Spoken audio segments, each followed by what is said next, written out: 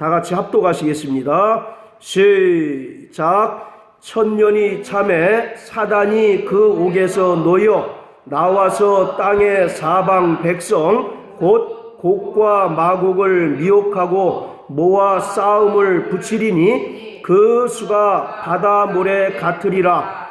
저희가 지면에 널리 퍼져 성도들의 진과 사랑하시는 성을 두름에 하늘에서 불이 내려와 저희를 소멸하고 또 저희를 미혹하는 마귀가 불과 유황못에 던지우니 거기는 그 짐승과 거짓 선지자도 있어 세세토록 밤낮 괴로움을 받으리라.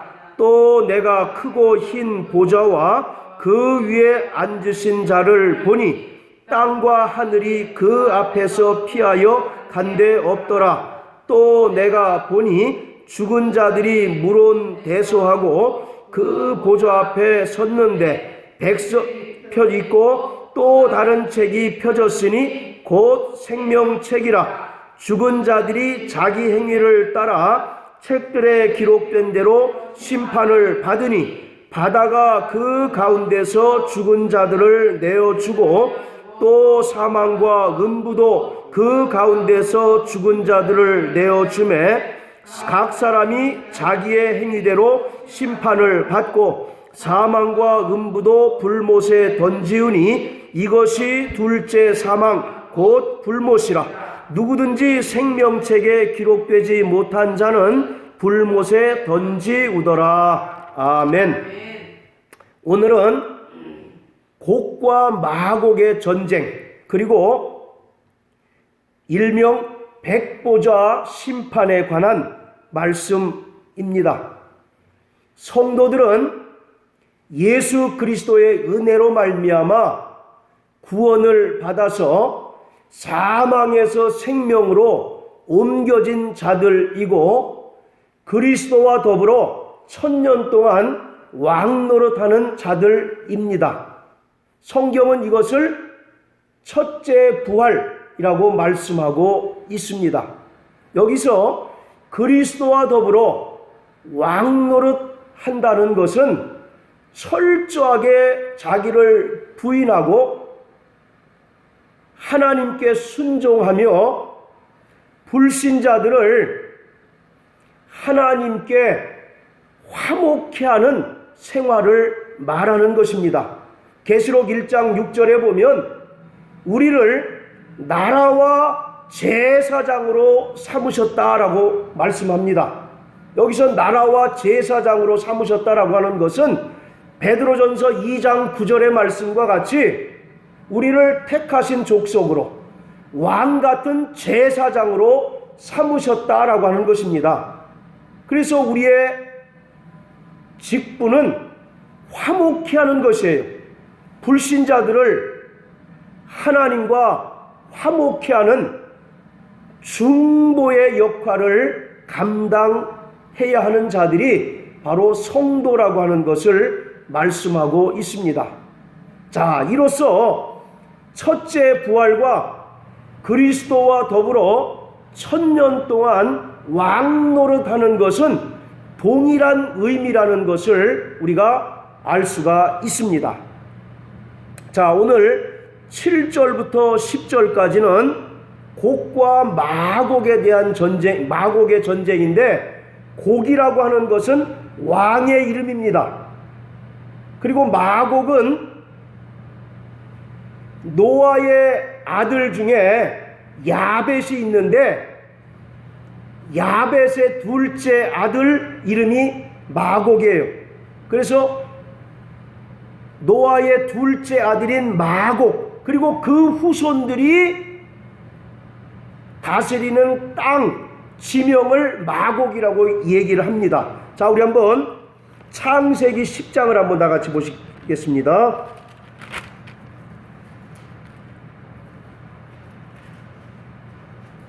창세기 10장 2절 시작. 야벳의 아들은 고멜과 마곡과 마대와 야완과 두발과 메섹과 디라스요. 자, 또 역대상 1장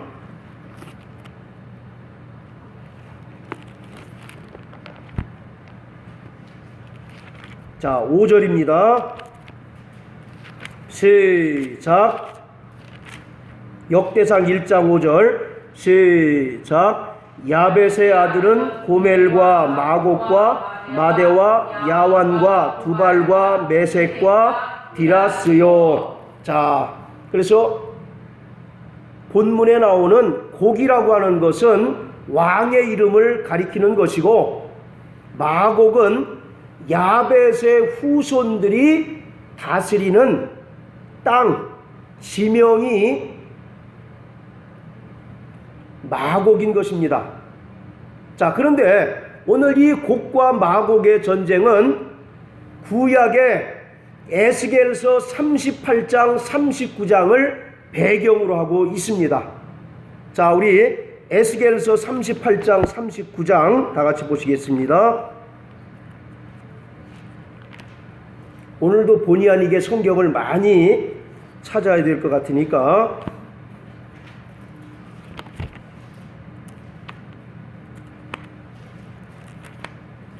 자, 에스겔서 38장 39장은 구약에 있었던 곡과 마곡의 전쟁에 대한 이야기를 기록하고 있습니다.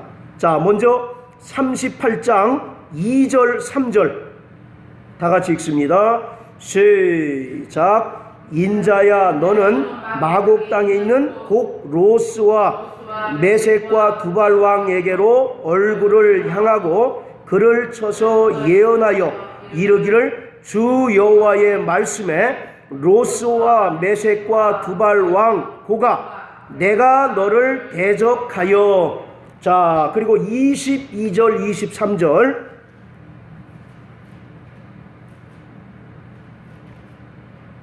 자, 읽습니다. 시작. 내가 또 온역과 피로 그를 국문하며 쏟아지는 폭우와 큰 우박덩이와 불과 유황으로 그와 그 모든 때와 그 함께한 많은 백성에게 비를 내리듯 하리라.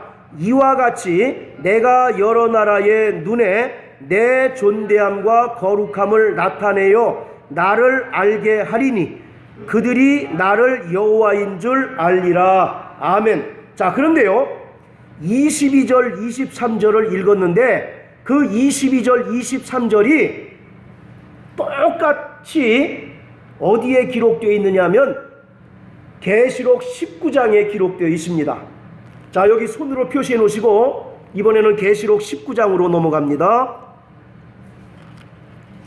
자, 계시록 19장 17절부터 20절까지 우리 요한 형제 한번 읽어주세요. 또 내가 보니 한 천사가 해에서 공중에서 나는 모든 새를 향하여 큰 음성으로 외쳐 가르되 와서 하나님의 큰 잔치에 모여 왕들의 고기와 장군들의 고기와 장치들의 고기와 말들과 큰 산자들의 고기와 자유한 자들이나 종들이나 무릎에서 하고 모든 자의 고기를 먹으라 하더라. 또 내가 보매 그 짐승과 땅의 이kum들과 그 군대들이 모여 그 말탄 자와 그의 군대로 더불어 전쟁을 일으키다가 짐승이 잡히고 그 앞에서 이적을 행하던 거짓 선지자도 함께 잡혔으니 이는 짐승의 표를 받고 그의 우상에게 경배하는 자들을 이적으로 미혹하던 자라. 이 둘이 산채로 유황불 붙는 못에 던지우고.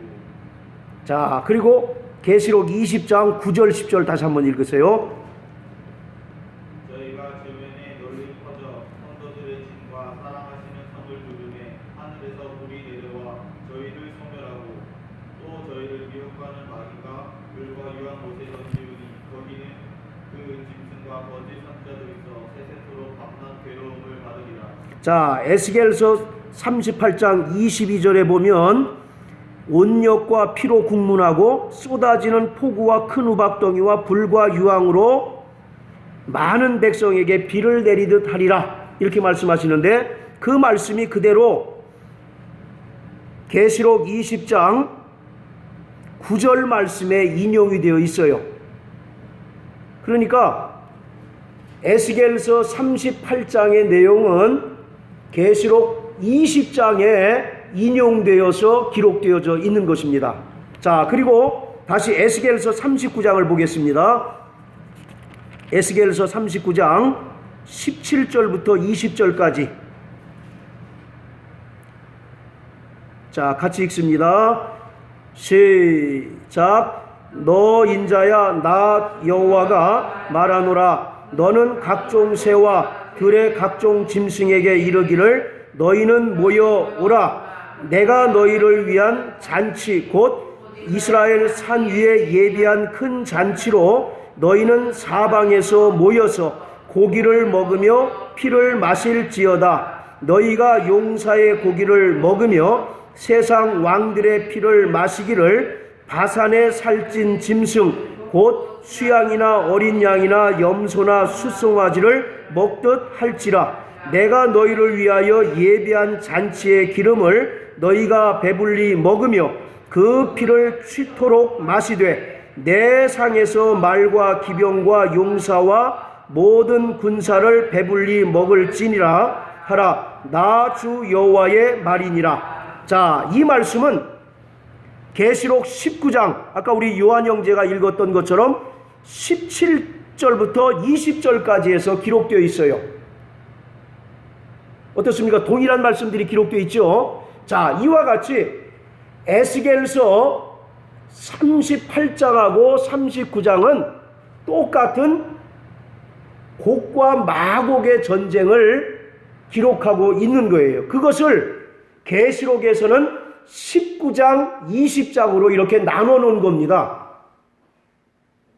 그러니까 계시록 19장에 나오는 흰말 탄 자의 전쟁과 20장에 나오는 곡과 마곡의 전쟁은 서로 다른 전쟁입니까? 같은 전쟁입니까? 같은 전쟁이라는 거죠. 그리고 우리가 기존에 알고 있었던 것처럼 계시록 19장과 20장이 시간적인 순서대로 기록되었다라고 이렇게 이해를 하고 있었는데, 에스겔서 38장과 39장을 보니까 오히려 그 순서가 역순으로 기록되어져 있다. 에스겔서 38장의 말씀을 계시록 20장에 인용하고 있죠. 그리고 에스겔서 39장의 말씀을 19장에 인용하고 있는 거예요. 그러니까 계시록 19장과 20장은 시간적인 순서에 의해 기록된 것이 아니고 반복적으로 기록된 것이다. 그리고 서로 다른 사건을 기록한 것이 아니라 동일한 사건, 동일한 전쟁, 결국 곡과 마곡을 반복적으로 기록한 것이다 라고 하는 결론을 우리가 얻을 수가 있는 거예요. 자, 여기까지 이해하셨습니까? 예. 자, 왜 반복적으로 기록했느냐? 당시에 사단의 세력들로부터 고통당하는 아시아의 7 교회들에게 사단이 머지않아서 하나님께로부터 심판을 당하고 완벽하게 멸망당하게 될 것을 반복적인 기록을 통해서 그들에게 말씀하고 있는 거예요. 틀림없이 지금 당장은 사단이 큰 위세를 떨치고 있는 것 같지만 예수가 영광 중에 재림하시는 순간 그들은 반드시 패퇴하게 될 것이고 영원한 심판에 처하게 될 것이다 라고 하는 사실을 아시아에 있었던 성도들, 또 계시록을 읽고 있는 현재의 성도들에게 반복적인 기록을 통해서 말씀하고 있는 것입니다. 그래서 전천년설을 주장하는 사람들의 이야기처럼 19장과 20장은 시간적인 순서에 의해서 기록된 것이 아니고 동일한 사건을 반복적인 기록을 통해서 사단의 심판과 멸망을 강조하는 것이다 라고 하는 결론을 우리가 얻을 수가 있는 것입니다. 자, 이처럼 곡과 마곡의 전쟁은 분명히 예수님의 재림 이후에 예수님의 재림과 동시에 일어날 최종적이고 종말적인 전쟁입니다. 그러나 분명하게 기억해야 할 것은 이것이 단지 미래의 전쟁만은 아니라는 것이에요. 무슨 말씀이냐면 현재 신앙생활하고 있는 우리 성도들과 전혀 무관한 전쟁이 아니라 우리가 지금 신앙생활하고 있는 가운데 치르고 있는 크고 작은 영적인 전쟁들을 상징적으로 나타내고 있는 것이다. 이것은 비단 곡과 마곡의 전쟁뿐만이 아니라 계시록에 나타난 모든 전쟁이 종말적인 최종적인 전쟁을 의미하는 동시에 오늘 우리가 겪고 있고 치르고 있는 영적인 전쟁을 나타내고 있는 것이다 라고 하는 것입니다.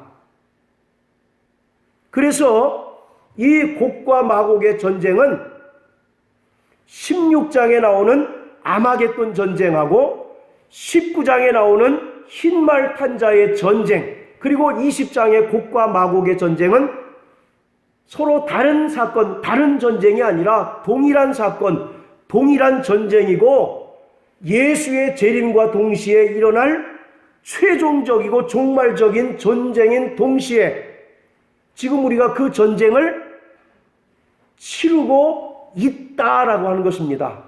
에베소서 6장 12절의 말씀처럼 우리의 씨름은 혈과 육에 대한 것이 아니라 정사와 권세와 이 어둠의 세상 주관자들과 하늘에 있는 악의 영들에게 대함이라 하신 것처럼 우리가 이 땅에 살아가는 동안 크고 작은 영적인 전쟁을 치르고 있습니다.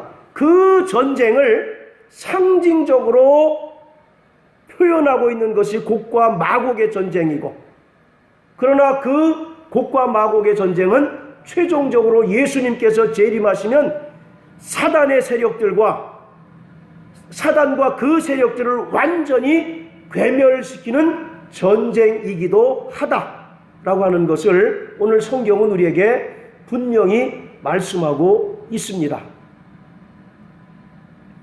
이 곡이라고 하는 왕이 마곡이라고 하는 지역을 통치합니다.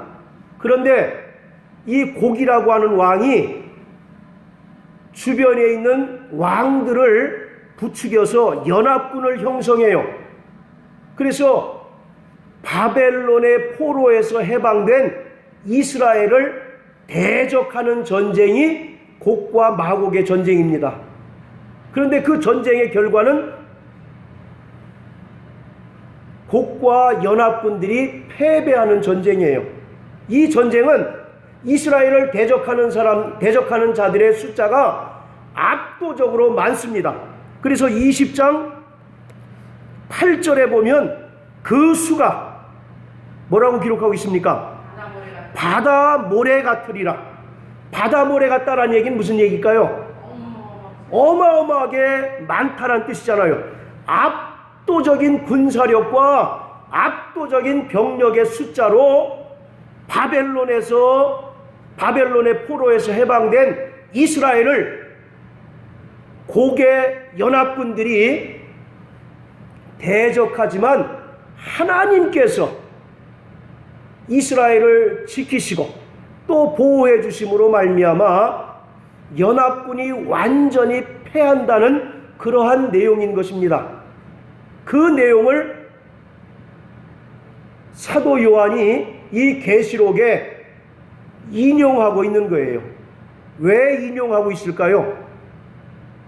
과거에 그러한 전쟁을 통해서 하나님께서 여전히 우리 성도들을 지키시고 보호하시기 때문에 아무리 사단과 그 수하에 있는 세력들이 종말에 이르러서 발악을 한다 할지라도 결국 승리는 성도의 것이고 그들은 예수 그리스도에 의하여 완전히 패배하고 멸망하고 영원한 불못에 던져지게 될 것이다 라고 하는 것을 우리에게 알게 하는 것입니다.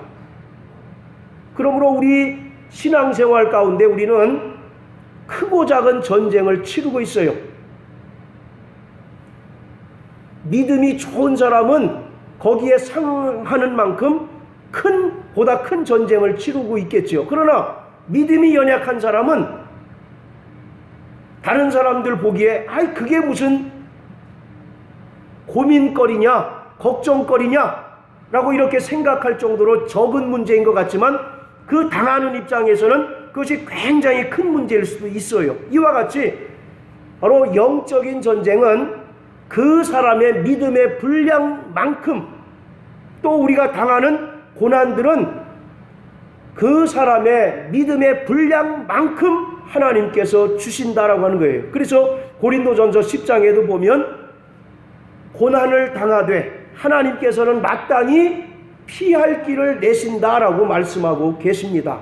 그러니까 오늘 우리는 요한계시록을 살아내고 있다라고 하는 것입니다. 할렐루야.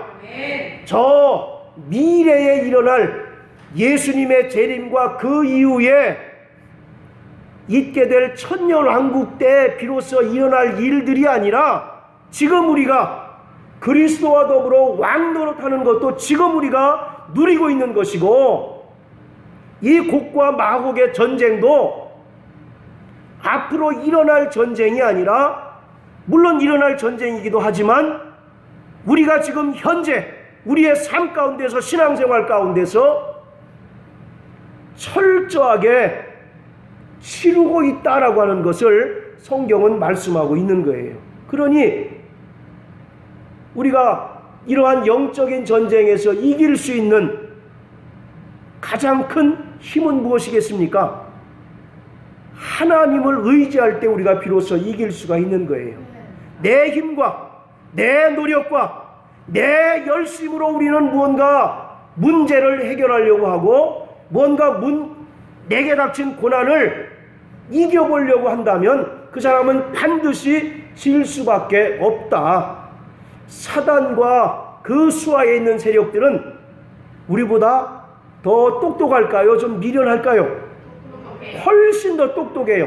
주님께서도 우리의 사정과 형편을 잘 아시는 것처럼 사단과 귀신도 우리의 약점을 너무나 잘 아는 거예요.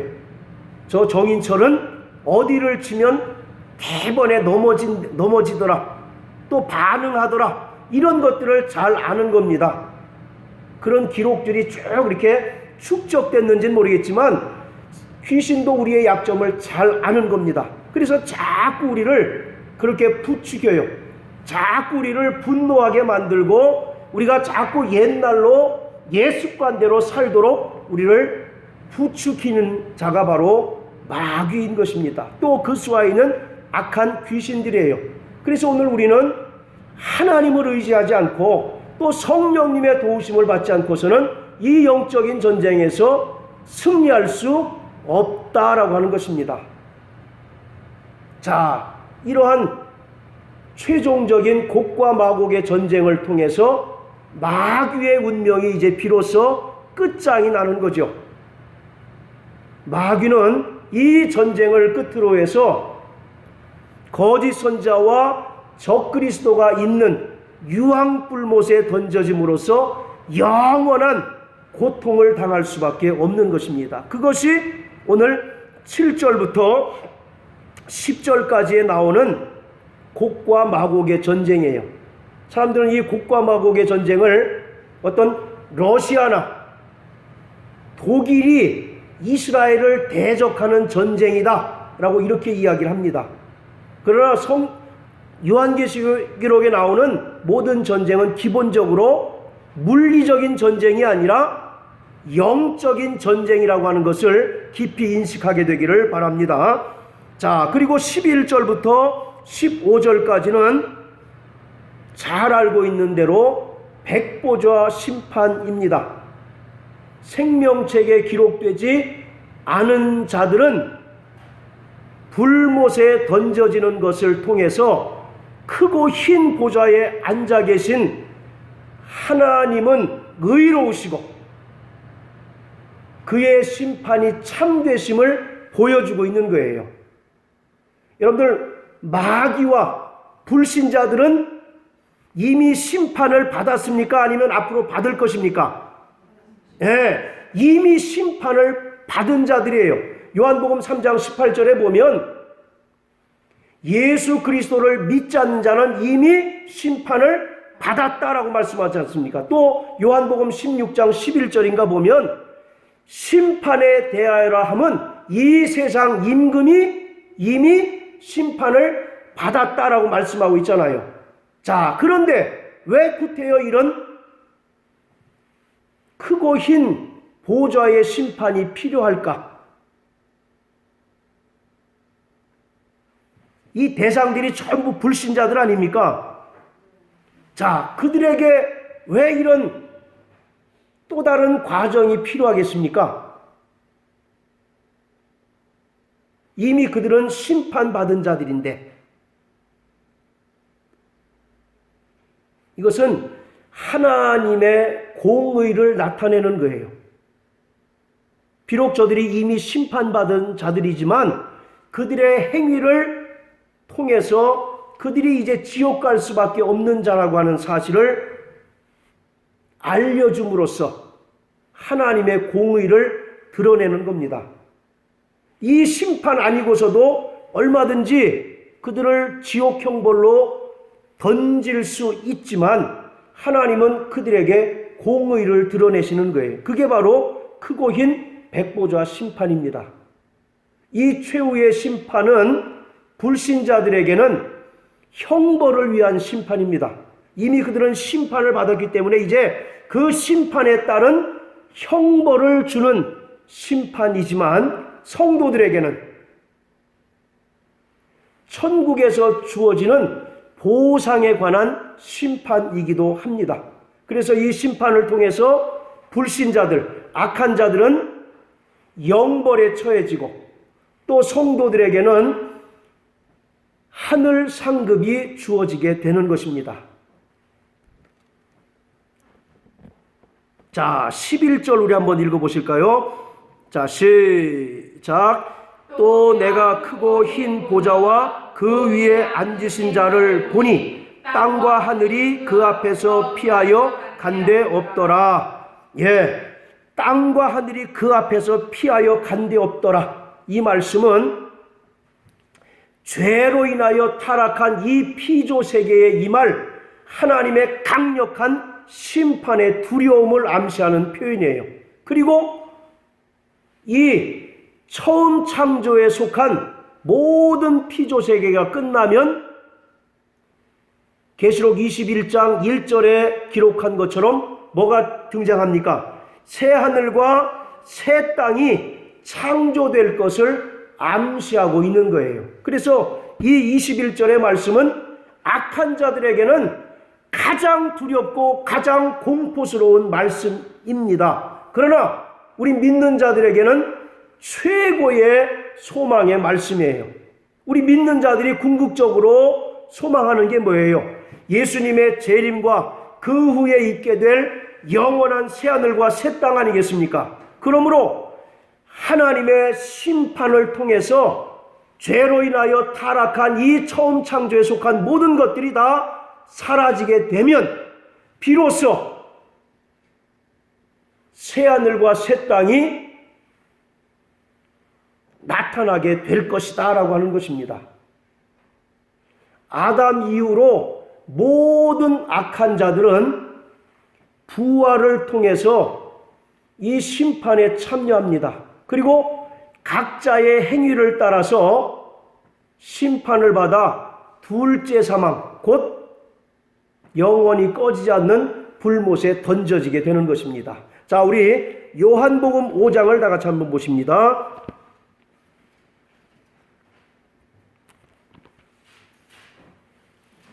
이거 좀 꺼주세요. 너무 뜨거워 지금.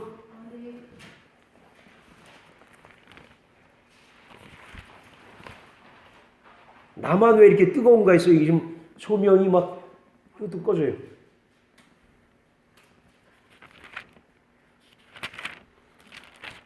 요한복음 5장 28절 29절 시작.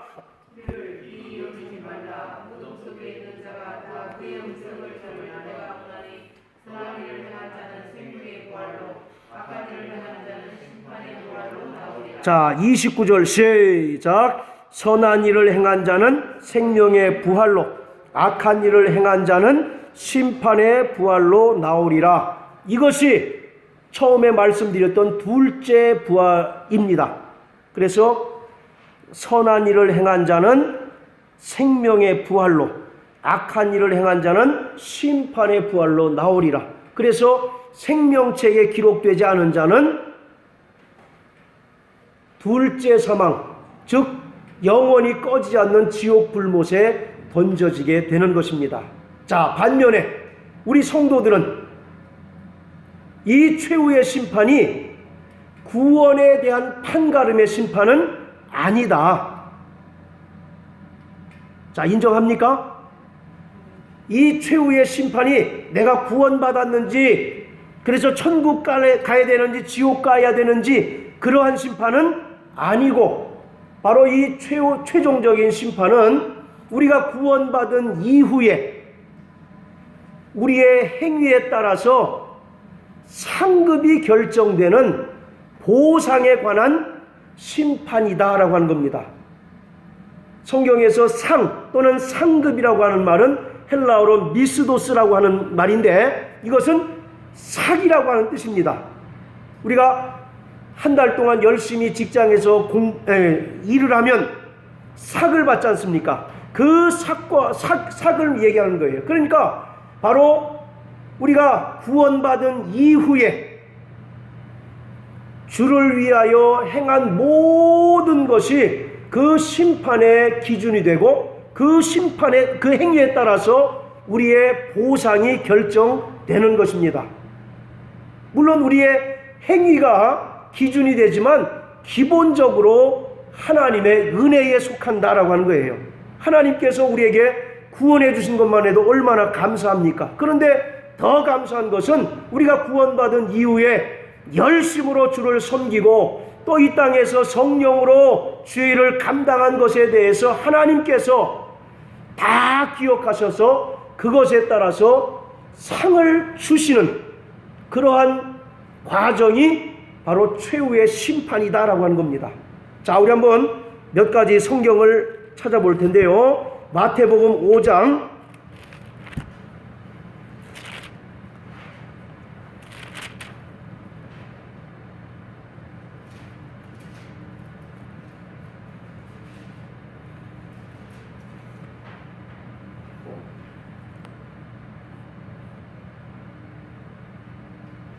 11절 12절 10절부터 읽습니다. 시작. 의를 위하여 핍박을 받은 자는 복이 있나니 천국이 저희 것임이라. 나를 인하여 너희를 욕하고 핍박하고 거짓으로 너희를 거스려 모든 악한 말을 할 때에는 너희에게 복이 있나니 기뻐하고 즐거워하라. 하늘에서 너희의 상이 큼이라.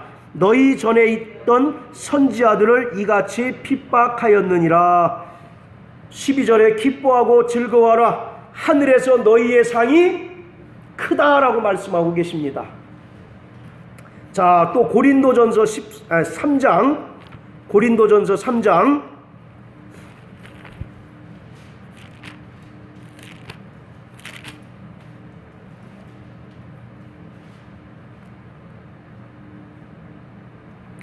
자, 좀 긴데요. 10절부터 15절까지 우리 같이 읽습니다. 시작. 내게 주신 하나님의 은혜를 따라 내가 지혜로운 건축자와 같이 터를 닦아 두매 다른 이가 그 위에 세우나 그러나 각각 어떻게 그 위에 세우기를 조심할지니라. 이 닦아둔 것 외에 능히 다른 터를 만일 누구든지 금이나 은이나 보석이나 나무나 풀이나 짚으로 이 터 위에 세우면 각각 공력이 나타날 터이되 그날의 공력을 밝히니 이는 불로 나타내고 그 불이 각 사람의 공력이 어떠한 것을 시험할 것임이니라. 만일 누구든지 그 위에 세운 공력이 그대로 있으면 상을 받고 누구든지 공력이 불타면 해를 받으리니 그러나 자기는 구원을 얻되 불 가운데서 얻은 것 같으리라. 아멘. 자, 따라하세요. 나는 나는 지혜로운 지혜로운 건축자다. 건축자다. 예, 바로 지혜로운 건축자가 터 위에, 그 터는 뭐라고 얘기합니까? 예수 그리스도. 그러니까 예수 그리스도로 말미암아 은혜 받은 자는 누구나 자기의 공력을 쌓는, 공력을 세우는 지혜로운 건축자다라는 얘기입니다. 그런데 그 재료를 어떤 것을 사용하느냐에 따라서 상을 받기도 하고 때로는 겨우 구원을 얻는 자들도 있다란 얘기예요. 그래서 금이나 은이나 보석으로 짓는 자들, 이 특징이 뭡니까? 타지 않는 것이죠. 예, 반대로 나무나 풀이나 지푸라기는 다 불타 없어질 것이죠. 그래서 13절에 얘기하면 하나님께서 불로써 각 사람의 공력이 어떠한 것을 시험할 것이다. 그래서 그 위에 있는 공력이 그대로 있으면 상을 받고, 그 불타면 겨우 불 가운데서 얻은 것 같다. 불 가운데서 얻는다는 얘기는 부끄러운 구원을 이야기하고 있습니다. 그러니까 이 공력이라고 하는 것 자체가 구원의 조건은 아니다라는 얘기를 강조하고 있는 거죠. 구원은 철저하게 터 되시는 예수 그리스도의 은혜로 받는 것이고, 구원받은 이후에 어떤 사람은 금과 은과 보석으로 집을 짓는 자가 있고, 어떤 사람은 나무나 풀이나 지푸라기로 집을 짓는 자가 있어서 마지막 때에 하나님께서 불로써 그 공력을 심판할 때가 있다라고 하는 것입니다. 그런데 불탈 것과 불타지 않을 것은 무엇을 의미하는 것일까요? 뭐가 불타겠습니까? 우리 신앙생활 다 똑같이 하잖아요. 그런데 불탈 것과 불타지 않을 것으로 이 성경은 나누고 있거든요.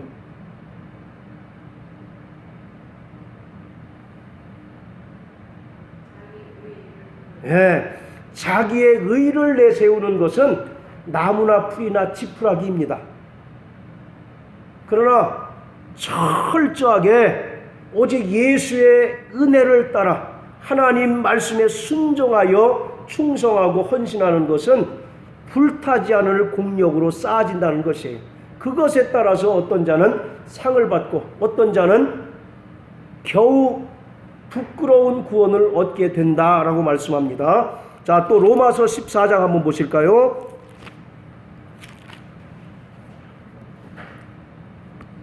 자, 로마서 14장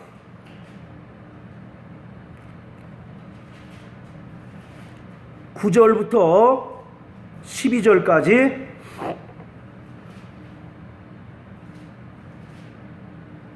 자, 시작. 이를 위하여 그리스도께서 죽었다가 다시 살으셨으니 곧 죽은 자와 산 자의 주가 되려 하심이니라.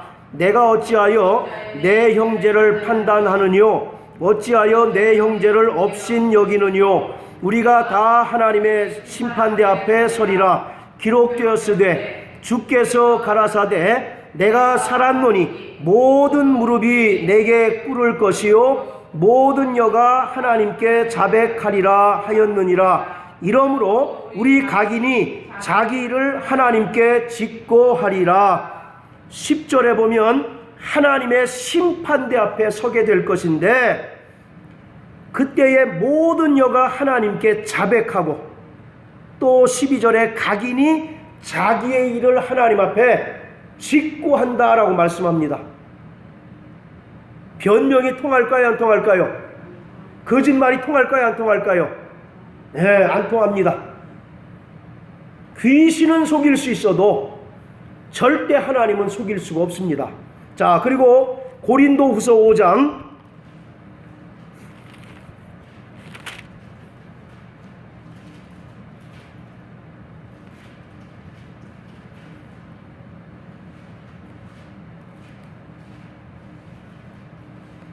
자, 8절부터 10절까지입니다. 자, 시작. 우리가 담대하여 원하는 바는 차라리 몸을 떠나 주와 함께 거하는 그것이라. 그런즉 우리는 거하든지 떠나든지 주를 기쁘시게 하는 자 되기를 힘쓰노라. 이는 우리가 다 반드시 그리스도의 심판대 앞에 드러나 각각 선악간에 그 몸으로 행한 것을 따라 받으려 함이라. 자, 10절 읽습니다. 시작. 이는 우리가 다 반드시 그리스도의 심판대 앞에 드러나 각각 선악간에 그 몸으로 행한 것을 따라 받으려 함이라. 여기는 그리스도의 심판대 앞에 선다라고 말씀하고 계세요. 그리고 선악간에 우리가 행한 것을 따라서 심판을 받게 된다라고 말씀합니다. 자, 또 히브리서 4장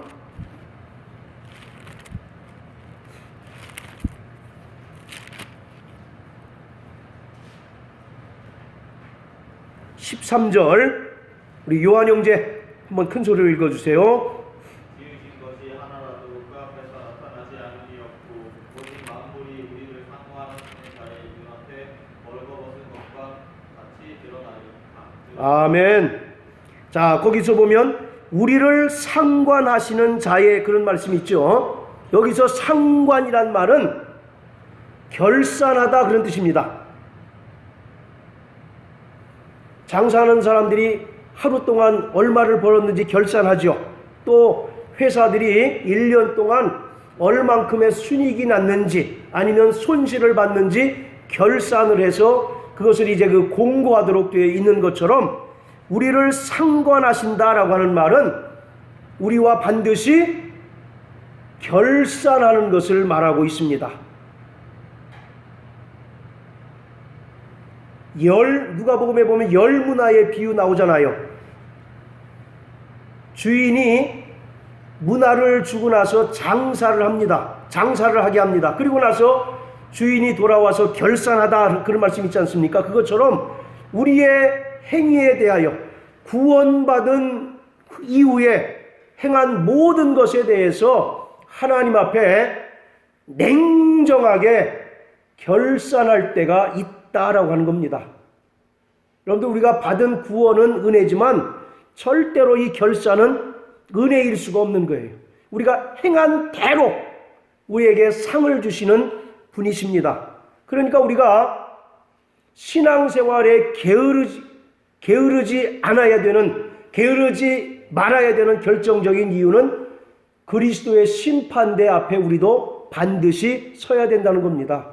천국 갈지 지옥 갈지 그 여부를 판가름하는 것이 아니라 우리가 구원받은 이후에 하나님 앞에 잘했다 칭찬받는 자가 될지 아니면 겨우 부끄러운 구원을 얻을 자가 될지를 우리가 결산하는 심판이 우리 앞에 놓여져 있는 거예요. 그렇기 때문에 우리는 매 순간순간 허송세월하지 않고 우리에게 맡겨준 그 기회를 놓치지 않고 열심을 품고 주를 섬겨야 합니다. 이것은 모든 그리스도인들에게 적용되는 그러한 말씀인 것을 믿으시길 바랍니다. 자, 그리고 마지막으로 우리 창세기 5장을 한번 보시겠습니다.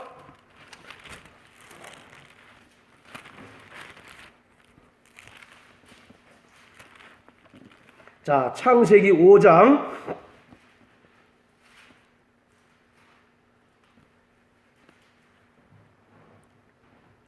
21절부터 우리 23절까지만 읽어볼까요? 자, 시작.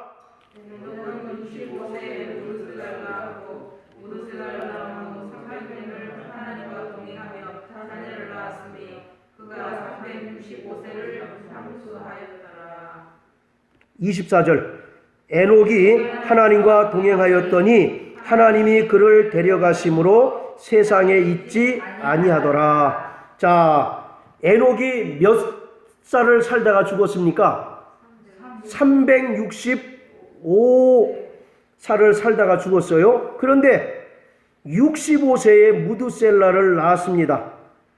그리고 나서 무두셀라를 낳고 나서 그의 삶이 완전히 바뀌어요. 24절에 보면 22절에 보면 무드셀라를 낳은 후 몇 년을 하나님과 동행했다고요? 300년을 하나님과 동행했다. 그러면 그 전에 65년은 어떻게 살았다는 겁니까? 성경에 구체적으로 언급이 되어 있지 않기 때문에 우리가 추측할 수밖에 없는데 무드셀라를 낳은 후 300년을 하나님과 동행했어요. 그렇다면 65세까지는 하나님과 동행하지 않았다라는 얘기가 되는 거죠. 그렇습니까? 네. 안 그래요? 형평상 그렇지만 네. 한 순간에 사람이 하나님과 동행하면서 살 수는 없잖아요. 어느 한순간 변할 수 있잖아요. 그럴 수도 있지만 예. 자, 그런데 그 변화된 결정적인 사건이 뭡니까? 어떤 사건이 있었어요? 무드셀라를 낳은 후. 아니, 갑자기 무드셀라를 낳고 갑자기 사람이 바뀌었다는 거죠. 왜 바뀌었을까? 우리 보통 여자분들 심경에 변화가 있으면 무슨 일이 벌어집니까? 머리를 자르죠. 자, 그 당시에는 기본적으로 한 1000살을 살던 시대예요. 근데 이 에녹은 365세를 살았기 때문에 결코 오래 사는 게 아닙니다. 예를 들어서 100살을 기준으로 하면 한 40살도 못 사는 거예요. 그러니까 굉장히 짧은 인생을 살았는데 65세까지는 하나님과 동행하지 않는 삶을 살다가 65세에 무드셀라를 낳은 다음에 갑자기 그 삶이 하나님과 동행하는 삶으로 살다가 죽음을 보지 않고 하늘로 올라갑니다. 여기서 힌트는 무드셀라예요. 무드셀라가 누군지 잘 아시죠? 성경에서 제일 오래 사는 사람. 몇 살까지 살았습니까? 969살을 살았잖아요. 이 무드셀라라고 하는 이름은 창을 든 사람이에요. 창을 든 사람. 이게 무슨 뜻이냐면 의역을 하자면 그 마을을 최종적으로 지키는 사람이란 뜻입니다. 그러니까 무드셀라가 죽으면 그 마을이 어떻게 된다는 얘기입니까? 완전히 다 끝장난다는 얘기 아니에요.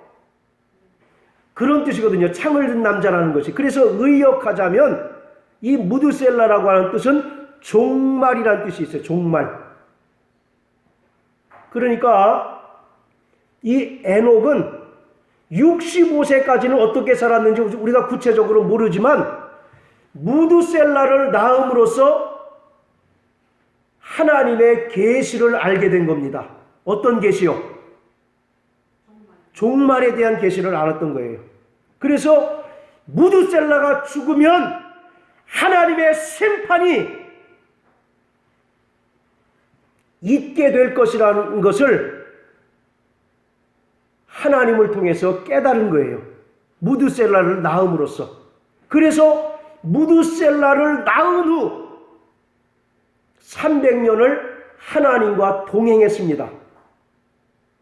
자, 그 얘기를 구체적으로 유다서는 어떻게 설명하느냐면 나머지 분들은 들으시기만 하시고 우리 요한 형제 한번 읽어주세요. 유다서, 계시록 앞에 있는 유다서.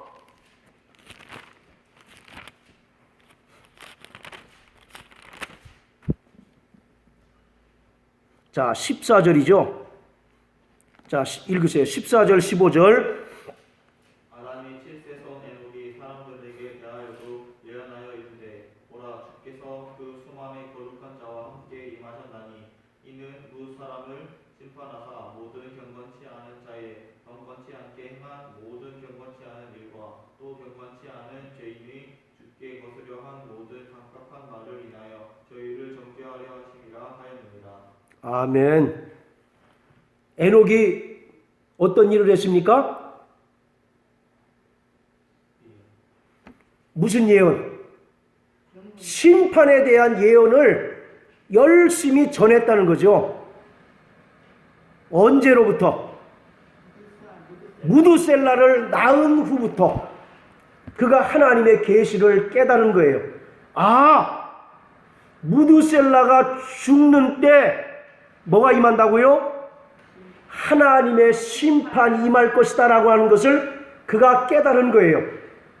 그래서 그의 삶이 완전히 변화되었습니다. 그래서 그 다음에 금방 읽었던 유다서 말씀처럼 그가 하나님께서 장차 심판을 통해서 경건치 않은 자들을 멸망하실 것이다 라고 하는 사실을 열심히 전했다라고 기록하고 있어요. 그리고 실제로 무드셀라를 죽는 해에 노아의 홍수 심판이 일어납니다. 자, 보세요. 에녹의 아들이 무드셀라죠. 자, 다시 창세기 5장으로 돌아가서요. 에녹의 아들이 무드셀라고, 무드셀라의 아들이 라멕이에요. 그리고 그 라멕의 아들이 노아입니다. 노아. 나중에 예배가 끝난 다음에 그 년수를 계산을 해보시면 정확하게 무드셀라를 낳은 후 969년이 되는 해에 노아의 홍수가 일어난 것을 알 수가 있습니다. 꼭 예배 마친 다음에 확인해 보세요. 이게 어려운 수학이 아니고 뭐 미분 적분이 아니라 이건 산수니까 누구든지 다 할 수 있는 거예요. 자, 말씀을 맺습니다. 오늘 우리는